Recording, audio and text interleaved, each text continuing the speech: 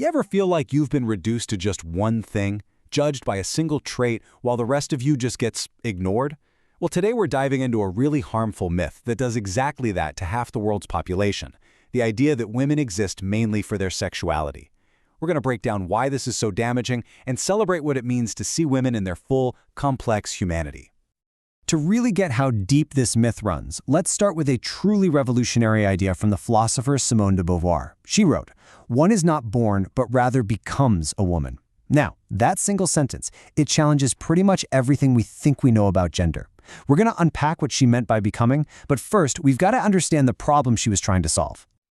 For centuries, there's been this toxic myth that has shaped our world, reducing half the population to a single, dehumanizing dimension. So let's explore what that myth is and the very real harm it causes in our daily lives. Okay, so at the heart of this myth is a concept called sexual objectification. Basically, it's the act of taking a whole complex person, a subject with their own story, thoughts, and dreams, and just flattening them into a passive object, a collection of parts existing only for someone else's gratification. It's the difference between seeing a person and just seeing a body. The first and most direct consequence is that it literally strips away a person's humanity. When someone is objectified, their rich inner life, their smarts, their humor, their ambitions is made invisible. They become a commodity, judged on their appearance instead of their character. Just think about how that feels for a second, to be looked at but not truly seen. And listen, this is not just about hurt feelings. This way of thinking creates a culture where violence and harassment can actually thrive. If society, through ads, movies, everyday comments, is constantly sending the message that women's bodies are public property, it normalizes everything from street harassment all the way to sexual assault. It creates this dangerous permission structure. And this myth, it doesn't just stay in our personal lives. No way. It creates real, systemic barriers. It's the foundation for discrimination in hiring, in promotions, and in who gets investment for their business. It reinforces power imbalances that keep women from reaching their full potential. And frankly, it's a drag on our entire society. So how do we start to dismantle all this? Well, to truly take this myth apart, we have to get smarter with our language. It's absolutely crucial to understand the difference between biological sex and the social concept of gender. They are not the same thing, and confusing them is a huge part of the problem. Okay, let's break this down. First, you've got biological sex, anatomy, chromosomes, hormones. And even that isn't a simple binary. Intersex people are a natural and vital part of human diversity. Then there's gender identity. That's your internal, deeply felt sense of who you are. You can think of it as your gender soul. And finally, you have the social construction of gender, the roles and expectations society puts on people. This is kind of like the gender uniform we're all expected to wear, and it changes all the time and across cultures.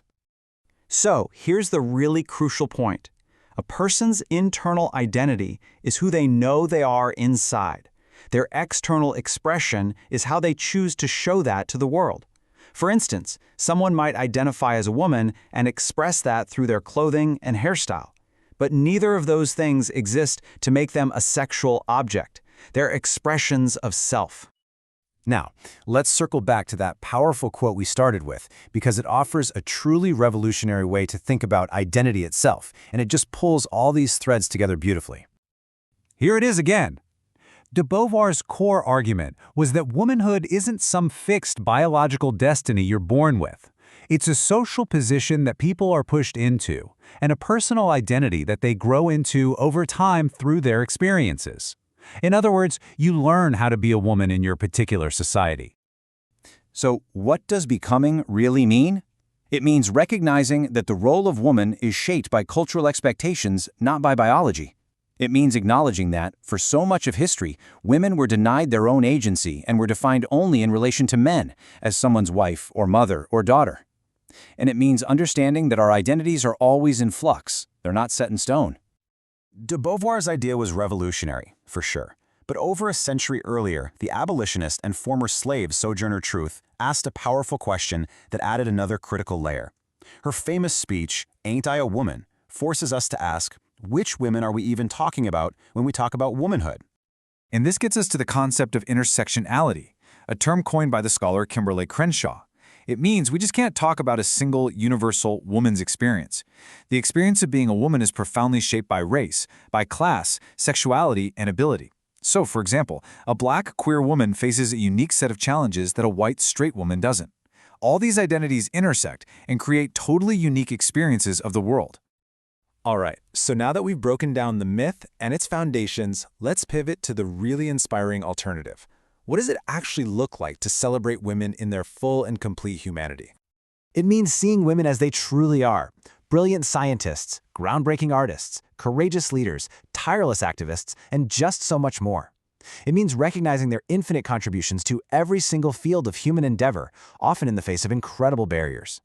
It means remembering a simple, powerful fact. Women represent half of the entire human population. And every single one of them has 100% inherent unconditional worth. Their value isn't defined by their appearance, their relationships, or how useful they might seem to others. It's simply a given. This image here just visualizes the idea so beautifully. Humanity is complex, it's layered, it's multifaceted, just like this artwork. Objectification tries to flatten all of that rich complexity into a single one-dimensional image. And in doing so, it robs us of our true selves.